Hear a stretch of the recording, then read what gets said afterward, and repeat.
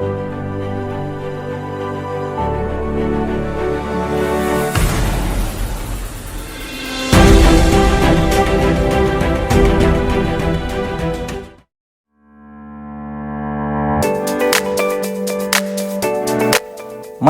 భారతదేశంలో చార్ధాముల్లో ఒకటిగా ప్రసిద్ధి చెందిన ఒడిశా రాష్ట్రంలో నెలవైన పూరి జగన్నాథ దేవాలయాన్ని ఈ వీడియోలో చూద్దాం.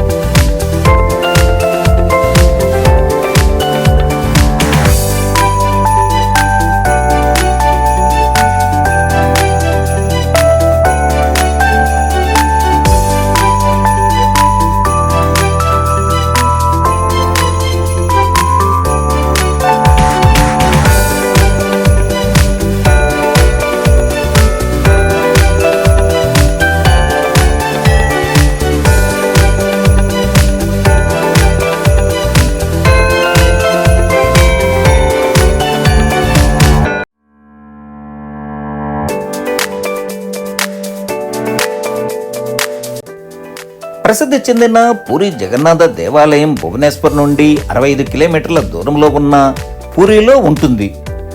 మన తెలుగు రాష్ట్రాల నుండి పూరికి డైరెక్ట్ ట్రైన్స్ తిరుపతి, విజయవాడ, విశాఖపట్నం నుండి ఉంటాయి. హైదరాబాద్ నుండి వచ్చేవారు భువనేశ్వర్ నుండి లేదా కుద్రా రైల్వే స్టేషన్లో దిగాల్సి ఉంటుంది. భువనేశ్వర్ నుండి 65 కిలోమీటర్ల దూరం, కుర్దా రైల్వే స్టేషన్ నుండి 55 కిలోమీటర్ల దూరంలో పూరి ఉంటుంది. భువనేశ్వర్ నుండి పూరి చేరుకోవడానికి రైలు, బస్సులు, టాక్సీలు అందుబాటులో ఉంటాయి. ఈ పూరి రైల్వే స్టేషన్ నుండి 3 కిలోమీటర్ల దూరంలో జగన్నాథుని దేవాలయం ఉంటుంది. పూరిలో బస చేయాలనుకునే వారు పూరి బీచ్ రోడ్లో అనేక హోటల్స్ అందుబాటులో ఉంటాయి. పూరి బస్టాండ్ నుండి 1 కిలోమీటర్ల దూరంలోనే దేవాలయం ఉంటుంది. దేవాలయానికి వెళ్లే ప్రధాన రహదారిని విశాలంగా విస్తరించి ఉన్నారు. దేవాలయానికి వెళ్లే ప్రధాన రహదారికి ఇరువైపులా పూరిలో ప్రసిద్ధి చెందిన కాజా స్వీట్ దుకాణాలు ఉంటాయి.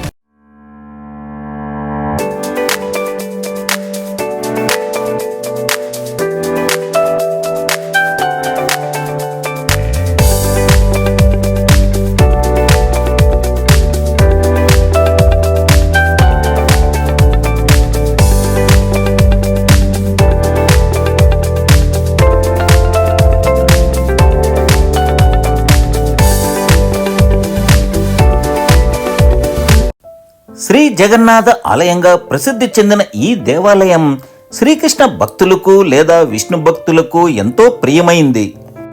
జగన్నాథుడు సంస్కృత భాషలో జగత్ అనగా విశ్వం, నాథ్ అనగా ప్రభువు, విశ్వానికి ప్రభువు అని అర్థం. శ్రీ మహావిష్ణువుకు ప్రతిరూపమే శ్రీకృష్ణుడు. ఈ ఆలయంలో శ్రీకృష్ణుడు అన్నగారైనటువంటి బలరామ, చెల్లెలైనటువంటి సుభద్రతో దర్శనమిస్తారు.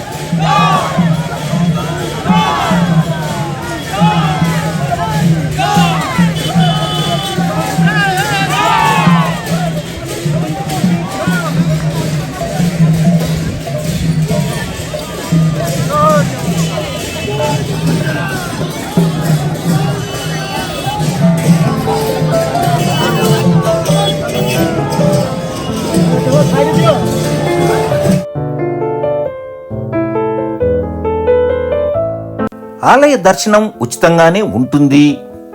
ఆలయానికి 4 ప్రవేశ ద్వారాలు ఉంటాయి. ప్రధాన ప్రవేశ ద్వారాన్నే సింహద్వారంగా పిలువబడుతుంది. రాగి శాసనాల ప్రకారం ప్రస్తుతమున్న జగన్నాథ ఆలయ నిర్మాణాన్ని కళింగ పరిపాలకుడైన అనంతవర్మన చోడగంగాదేవ ప్రారంభించారు. ఈ ఆలయంలోని జగన్మోహన విమాన విభాగాలు అతని హయాంలోనే 1078, 1148లోనే నిర్మింపబడ్డాయి. 1174లో ఒడిశా పాలకుడైనటువంటి అనంగ భీమదేవ దీన్ని పునర్నిర్మించారు. అంతకుముందు ఈ ఆలయాన్ని ఇంద్రద్యుమ్న మహారాజు కట్టించారని చెబుతారు.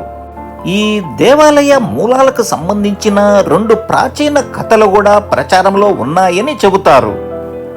ఈ ఆలయం 4 లక్షల స్క్వేర్ ఫీట్ల వైశాల్యంతో అమోఘమైన శిల్ప సంపదన కలిగిన ఈ ఆలయం భారత అద్భుత కట్టడాల్లో ఒకటిగా నిలిచింది.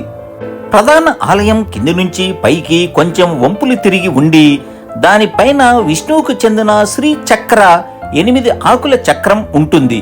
నీల చక్రగా కూడా పిలువబడి అష్టధాతుతో తయారైన ఈ చక్రాన్ని ఎంతో పవిత్రంగా భావిస్తారు. ఆలయ శిఖరాలపై సుదర్శన చక్రానికి సంబంధమున్న వైదికర్మల చక్రాలు, పతాకాలు, ఎరుపు పతాకం జగన్నాథుడు భవనంలోనే ఉన్నాడని సూచికగా భావిస్తారు.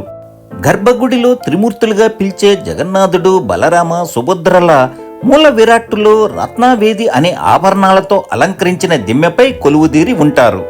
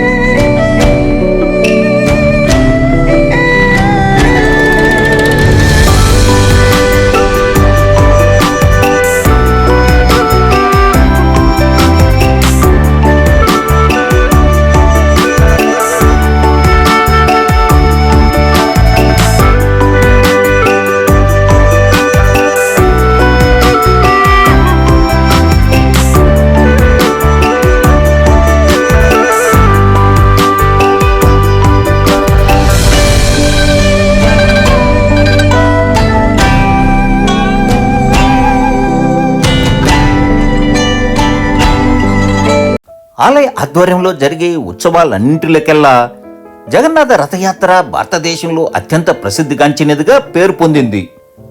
సాధారణంగా ఈ ఉత్సవాన్ని ప్రతి సంవత్సరం జూన్ లేదా జూలై నెలల్లో నిర్వహిస్తారు. ఆషాఢ మాసంలోని 2వ రోజు ప్రారంభమై 10వ రోజుతో పూర్తవుతుంది. రథయాత్రలో శ్రీకృష్ణుడు, బలరాముడు, సుభద్ర విగ్రహాలను పూరి వీధుల్లో ఊరేగిస్తారు. రథం సుమారు 45 అడుగుల ఎత్తు, 35 చదరపు అడుగుల వైశాల్యం కలిగి ఉంటుంది.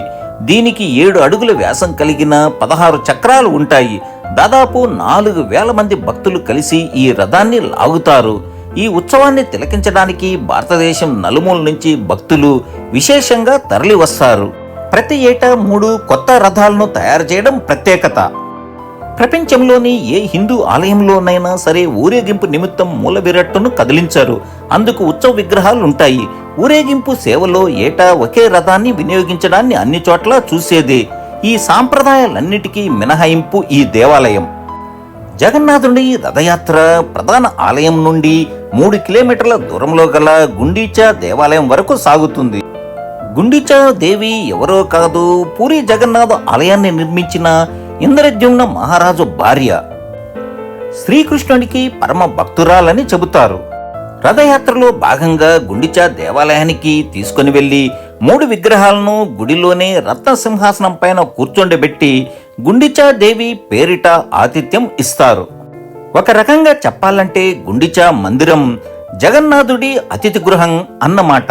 ప్రతి సంవత్సరం ఆషాఢ శుద్ధి విధియ పూరి క్షేత్రంలో జరిగే జగన్నాథుని రథయాత్రకు లక్షలాది మంది భక్తులు వస్తుంటారు. ఆనందంతో పులకించిపోతుంటారు.